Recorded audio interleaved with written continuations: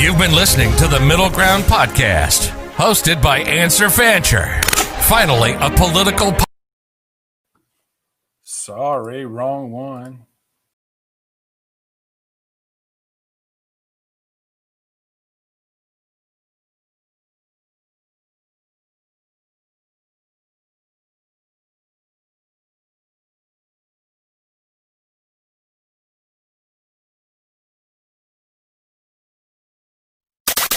There are a ton of political podcasts on the internet. A lot of them lean to the left. A lot of them lean to the right. So predictable.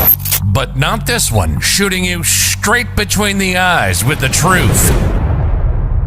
This is the Middle Ground Podcast.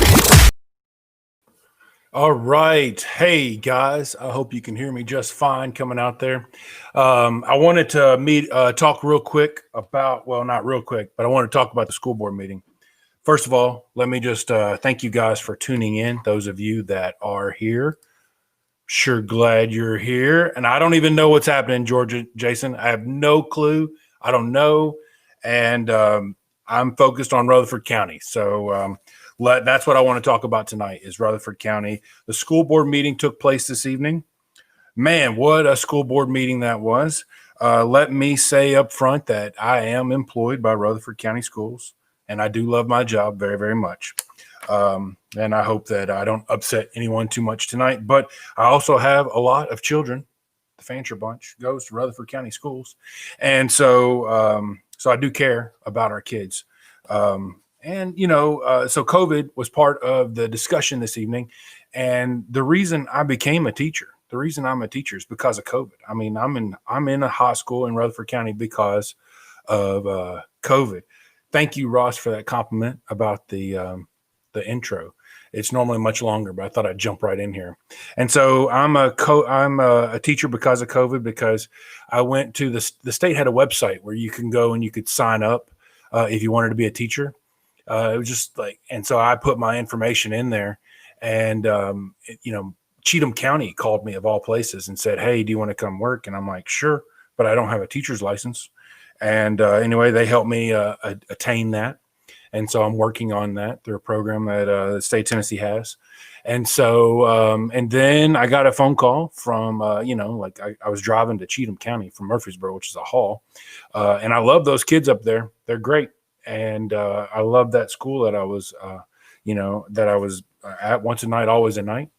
But Rutherford County came calling. They had a need at Holloway. And man, I feel like I have found my calling. Totally love my students, love my school, love my boss. And so I feel like I'm in the right spot. But all that being said, tonight, the main discussion, the main reason people are watching, the main reason people care about the meeting is because they're wondering, what is the school going to do about the schedule? Right now, we're on asynchronous learning, right? Follow me on Parler, the Proud Boys Network. Hey, Bobby, I love you, man, but let's focus on Rutherford County right now. I'll change that. You want me to change that? Here you go. Follow. There. Is that better? So, currently this week, they're on asynchronous learning. What is asynchronous learning? Let me explain to you. It's kind of like distance learning, but it's not really. Distance learning is where a teacher does like what I'm doing right now, where you shoot a video, you're talking to a microphone, you got students, they're zooming back with you most of the time. And so you're able to have this interaction, this teaching take place. Asynchronous learning is where you produce a class and you kind of send it out to them, and then they do it and get it back to you. It's kind of like a mail-in school, really, because in Rutherford County, we are not able to provide technology for all of our students. So therefore, we can't ask for them to log on and join us in the virtual classroom. So I have a packet that I sent out to my students, and I'm hoping that they get that. And then I'm going to do my best to teach them junior English. So that's what's going on this week. What the school board was going to decide on tonight was, were they going to go with this proposed hybrid schedule? That's where half the students, A through L or something like that, come on Monday and Wednesdays. The other half comes on Tuesdays and Thursdays, and then they flip-flop that Friday out amongst those two different groups. And then they also have a day where teachers just focus on catching up these students that are out. And so during the meeting, the teachers union, the most toothless organization ever because of Tennessee state laws, they had multiple speakers that came out and talked about how difficult it is for a teacher to teach in this current environment. Now, this is my first time teaching, so I don't know how it used to be, but it is a challenging time, no doubt. The main issue that I have seen is that you've got if we were to go to a hybrid schedule, especially, you would have 3 venues that you would be responsible for as a teacher for each class. You'd have your in-person learners, which is half the class. I understand the need to make sure that we can socially distance inside the classroom. So that's why you would want to cut that class in half. I get that. So you'd have those in-person learners. You would also have your distance learners, the people who have chose not to come to school at all, but to do everything virtual. So they have the technology to do distance learning. And then you'd have your asynchronous learners as well. Again, those are not the kids that are required to log on to Zoom. They would be given a packet or some type of work to work on those days where they are not in class. So the real issue here what I see is that our county did not have the money or chose not to spend the money on getting technology into the hands of every student. As an outside person looking in, I don't think that every student needs a laptop. I think that we could have used tablets. I think we could accomplish teaching much cheaper. But again, I'm a first-year teacher, and so I don't think I'm really qualified to give my opinion on that. And so I'm going to refrain from really going down that road. Instead, I'm going to talk about during the meeting, and I'll probably work on this program for Saturday. I just wanted to give those of you that were paying attention this evening, I guess, a preview of what I'm going to talk about this weekend. But so the school board is there, right? They're having their meeting, and the superintendent, who works at the pleasure of the school board, golly, I used to think that guy made a lot of money. I don't think I'd take his job for the amount of money they pay him. But anyway, that's another subject. So he and his team present to the school board a plan to go hybrid. I thought that the speech that Mr. Spurlock gave was a wonderful speech. I really do. I think that that the guy is caught between a rock and a hard place, no doubt. Anybody that's making decisions on this matter, hybrid, or like how we're going to teach our kids, is caught between a rock and a hard place. And so I get that. But here's the thing, and this is what good leaders do. They take a position and then they say, that's the direction I'm going. Let's go. Let's go. And that's what Mr. Spurlock did tonight. He did. He said, this is the position. I'm not happy with it. I would prefer that COVID to just disappear. But since it can't, and he believes that students need to be in the classroom, but students need to be safe in the classroom. Teachers need to be kept safe in the classroom. So the only way to accomplish that is to split this up, to give half the class, 2 days, and the other half another 2 days, and flip-flop that Friday out like they had planned.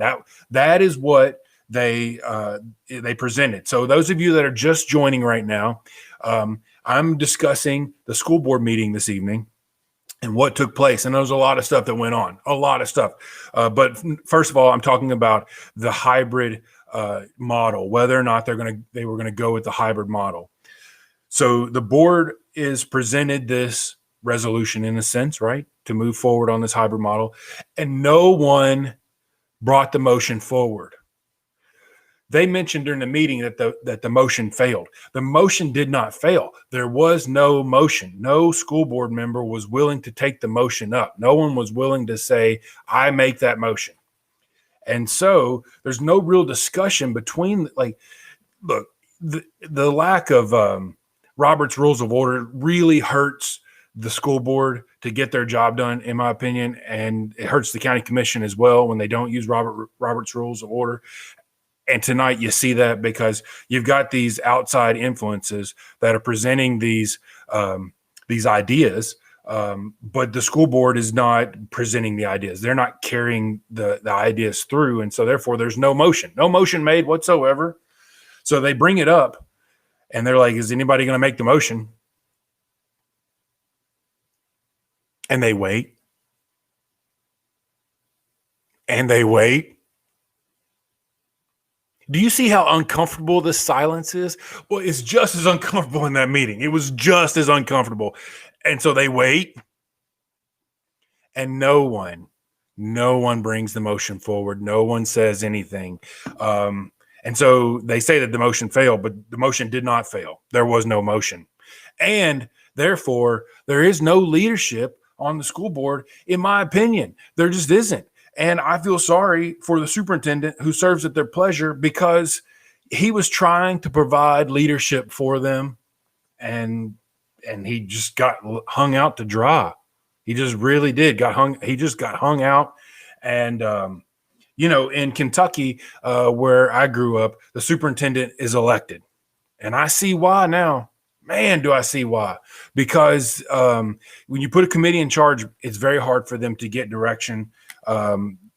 There's definitely some contention. That school board is very divided, and you can see it. You can feel it when you're watching the meetings.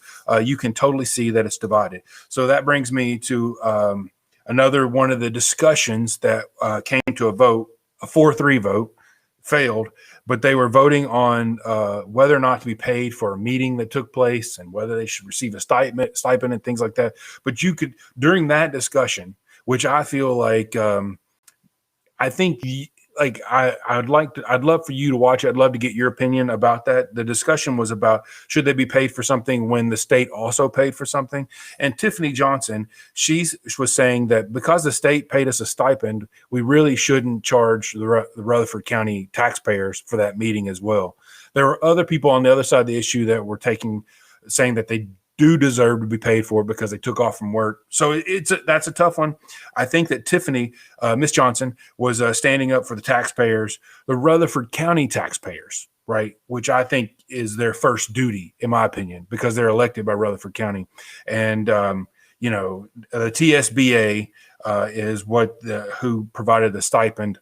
Anyway, that was a 4-3 failure. But what I thought was interesting was you could feel the tension amongst that group. They may like each other, but once that meeting starts, I don't think they do very much. I just really don't think that they do. They also talked about the bus contract. So they've got a new contract that's coming up soon. The interesting thing about Rutherford County, really interesting in my opinion, is that the county does not own the buses. So when we put our kids on the school buses in the morning, those are not county buses. It's a private system. And there are private contractors that provide the service of getting our kids from your home to the school. I love it. As a free market guy, I think this is wonderful, and I'm blown away that we have it. But I think it's really, really neat. They're discussing how to deal with those contracts. I think the underlying issue was how many routes can one person or one entity own. Very interesting. Another thing that they talked about that sort of lost me on was TDS. I thought that was Trump deranged syndrome. I thought Steve Lane was going to jump out all of a sudden. TDS was a topic. I'm going to have to do some studying on that. I don't know what TDS stands for, to be honest. They also talked about the funding that we were getting, the second round of stimulus money that Congress just recently passed. Turns out we're going to get $16 million. They said basically $6 million of that's already been spent because of some things that have already gone on. Politician, I'm gonna take a look at the chat over here. We got a bunch of idiots. I don't know if I agree with that statement, but I do think that there's a lack of leadership on the school board, or a lack of ability to build consensus toward something, unless they just wanted the status quo. And if that was, it's possible that's what they wanted, was the status quo, and therefore they accomplished it. And I'm the idiot, not them, for saying the things I've said. Let's see. Should not do this for money. They should be for the community. Ross, look, the school board has done a really good job of cutting out all these extra nickel and dime fees that the elected officials receive. They've cut a lot of meetings out. They used to have a work meeting and then the actual meeting. They cut that out to save the county some money. And so I think that our school board does a good job of trying to spend those dollars wisely. I really do. This one was just the reason I brought this moment up. And if you're just joining me, the reason I brought it up is because they were discussing whether or not they should be paid for a meeting. And I was talking about how there's such contention amongst the members. The main thing I wanted to discuss was not that the lack of support for our superintendent and his plan going forward, but the issue with the sale of Murfreesboro Electric. Are you guys familiar with it? Can I get a thumbs up out there? Can I get some hearts? Can somebody let me know that you know about Murfreesboro Electric and the sale? And if you've been following me for any time, you know that I was against that sale. And the reason I was against it is because they were trying to push it through so quickly. And I felt like that was a problem, that if you've got to push something through super fast, that is a problem. It just is. If you don't have time for people to discuss, you're going to make a mistake. One of the rules that people should follow in their life is to not just constantly shoot from the hip, but to actually do some real thinking. If you want to be successful, you got to really think things through. I don't think the city council did. Murfreesboro City Council let Murfreesboro down, but guess what? They also let the rest of the county down because there's a pilot that's a property in lieu of tax, something like that. Anyway, they call it a pilot. It's basically $1 million, $934,000 gone from the county budget. Like $1 million gone because of Murfreesboro. 1 million in revenue. That's exactly right, Ross. We have lost $1 million in revenue. That's a lot of money. That's a whole lot of. In fact, it's about 1 penny of property tax that the city council of Murfreesboro has cost the rest of the county. So Mr. Bodary asked the council to make a motion. He asked them to make an official request to the city of Murfreesboro to pay the county that money because they've been paying it for decades and they gave no notice to the county that they were not going to send this money anymore. Except, when we were expecting it to come in, when the county was expecting this money to come in, it didn't come in. And so he was asking them to do that. And then they didn't. They didn't make the motion and they didn't vote on it. And so I was so frustrated because I thought, they should. That's something that ought to be a 7-0. They should totally ask the city for that money. They should, but for some reason they didn't, and I'm not really sure. Why they didn't make that motion. But the city of Murfreesboro needs to pay the county for the schools. They just do. All the people in Murfreesboro gain from a good school system, and to strip $1 million out of the system.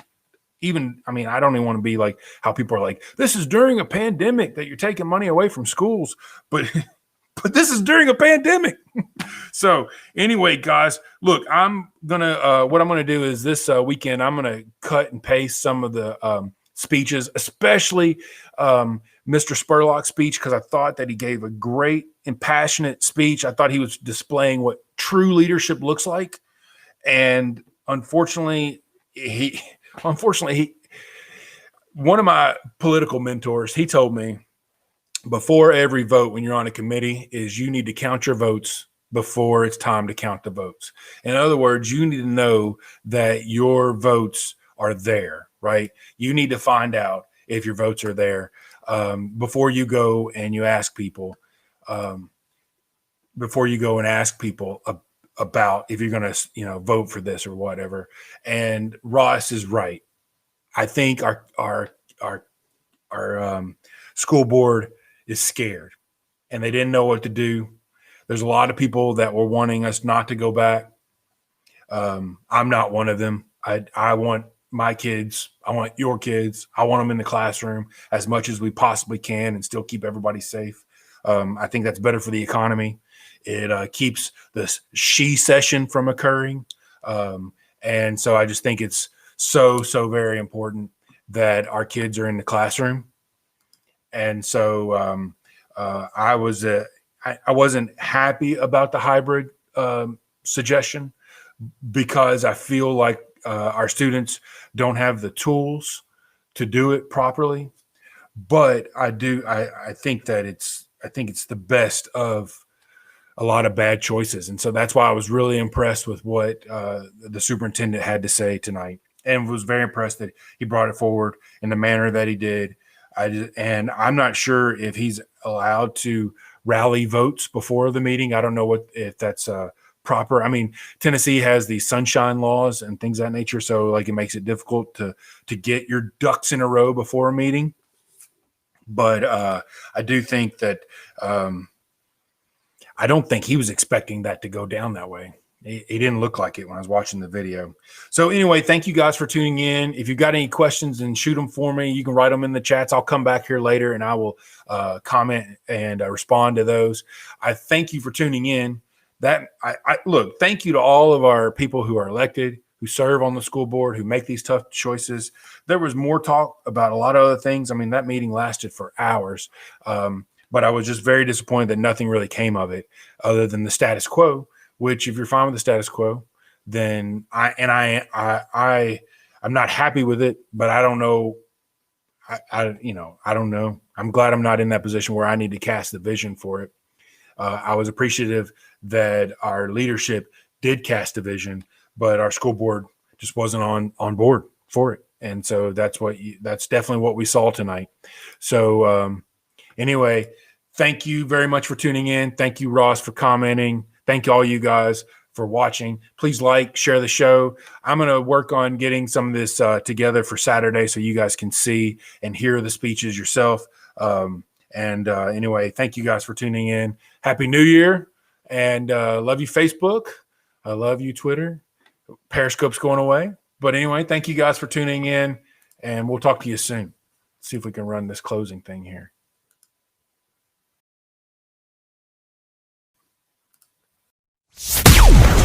You've been listening to the Middle Ground Podcast, hosted by Answer Fancher. Finally, a political podcast that isn't left or right. It's right down the middle. Make sure to like, rate, and review, and tell a friend or two. That would help also. Coming to you from Middle Tennessee with a political view right down the middle. You've been listening to the Middle Ground Podcast.